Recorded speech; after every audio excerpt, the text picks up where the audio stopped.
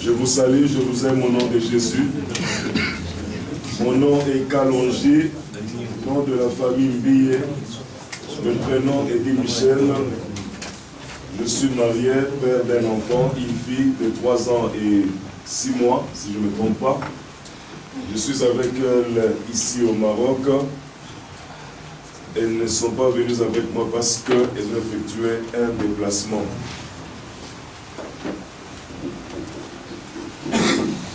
Que le nom du Seigneur soit béni. Nous allons faire la lecture dans la parole de Dieu dans Romains chapitre 7, à partir du verset 14 jusqu'au verset 25. Nous allons aller rapidement.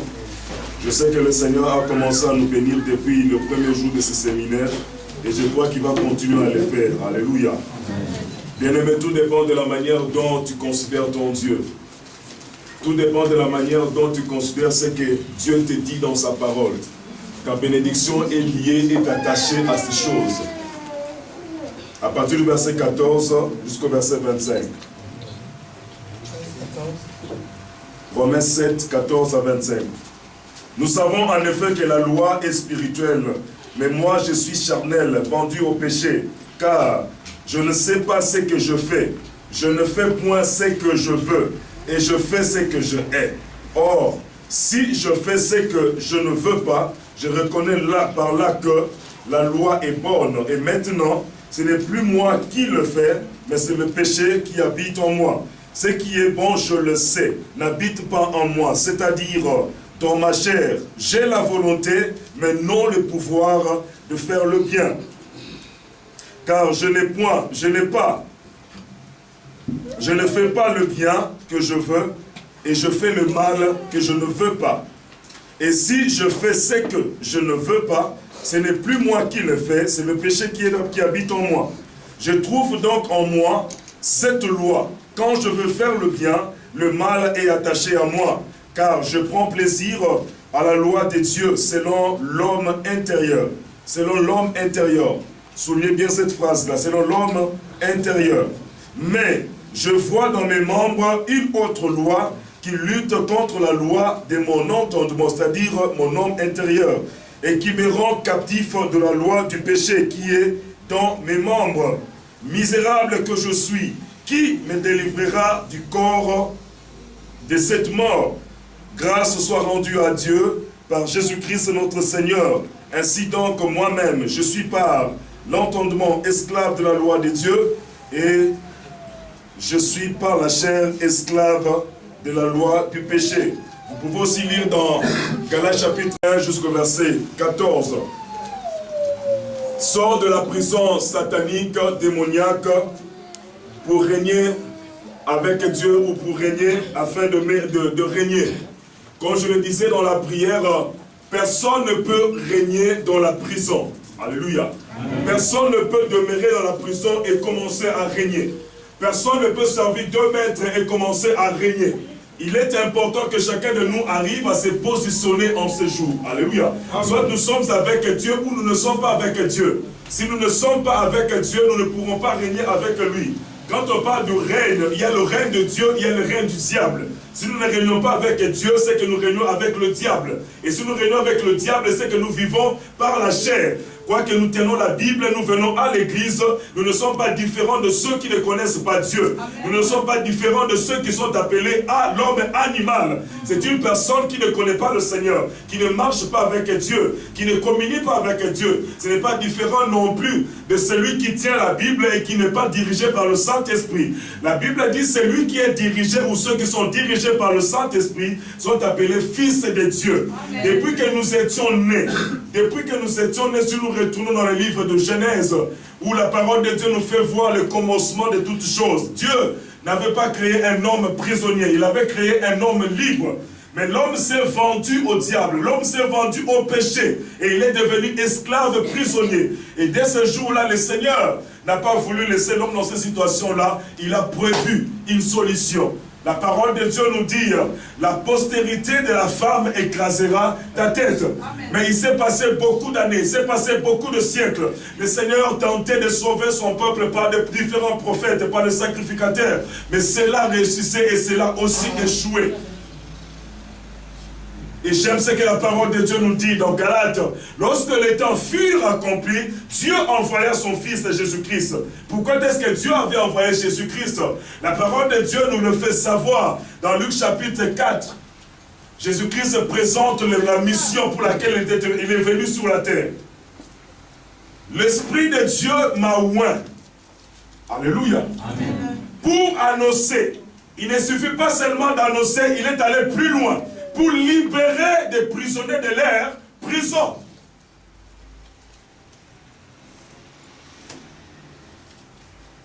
Il n'est pas venu nous laisser dans cette prison où nous étions, démoniaques, où le diable régnait sur nous. Il pouvait faire tout ce qu'il voulait de nous. Mais il est venu pour nous libérer. Nous étions dans une situation chaotique. Ce n'est pas un homme. Ce n'est pas un animal que Jésus-Christ était venu libérer. Il n'était pas non plus libéré, il est venu libérer les démons. Les démons, les diables, les sorciers, plutôt les démons, les esprits mauvais sont jugés et condamnés d'avance. Ils n'attendent que l'enfer pour être jeté, c'est fini. Je t'en supplie, ne prie pas pour la conversion d'un démon. Parce qu'il ne va pas se convertir. Il est déjà jugé et condamné, c'est fini. Le Seigneur veut que vous et moi soyons réellement libres. Et la parole de Dieu nous dit, si le Fils de l'homme, Jésus, vous a franchi, vous serez ou vous deviendrez réellement. C'est une précision. Vous deviendrez réellement. Quand on rencontre Dieu et qu'on ne devient pas, il y a lieu de se poser la question si on a réellement rencontré Dieu. Quand on rencontre Dieu, on ne demeure pas à l'état initial. Amen. Notre vie change. Amen. Et même ceux qui sont tout autour de nous peuvent rendre témoignage que cet homme, cette femme a réellement changé. C'est comme cet homme qui vivait dans le cimetière, le fou de Gadara.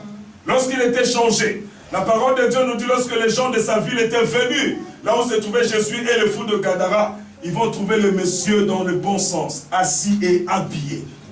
C'est ce que Dieu peut faire dans la vie d'une personne. Et j'aime ce que la parole de Dieu nous dit, que Jésus-Christ allait les lieux sans lieu. Alléluia. Libérons les captifs, faisons du bien. Le Fils de l'homme a apparu ou paru afin de détruire les œuvres du ténèbre.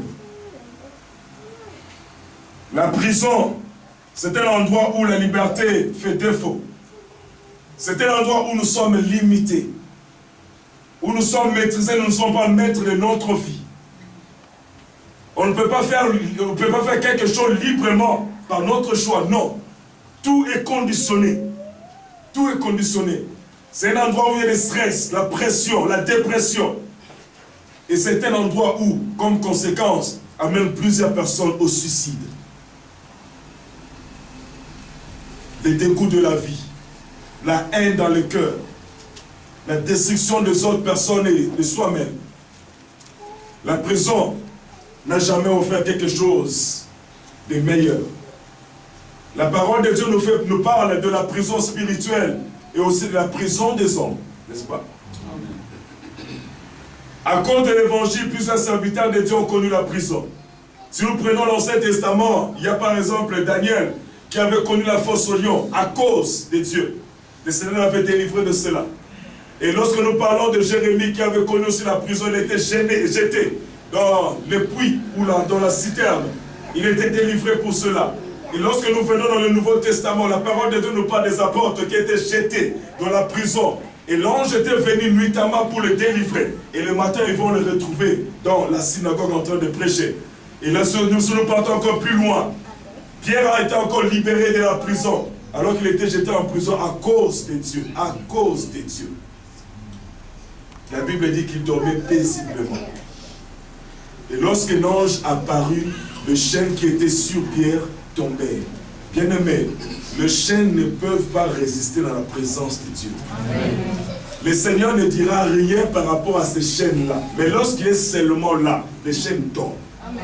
Plus nous nous approchons de Dieu, plus il y a des choses qui tomberont de soi-même. Moins on s'approchera de Dieu, plus nous serons esclaves. Amen. Plus nous approchons de Dieu, plus nous découvrons. Amen. La parole de Dieu nous parle de Ésaïe. Lorsqu'il s'était approché de Dieu, il a compris ce qu'il était. Malheureux que je suis, ou malheur en moi. Plus nous nous approchons de Dieu, plus nous découvrons. Et plus nous découvrons, plus nous devenons humbles. Amen.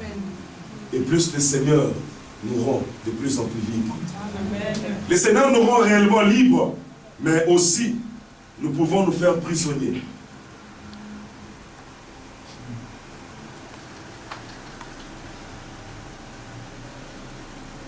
Nous pouvons nous faire prisonniers.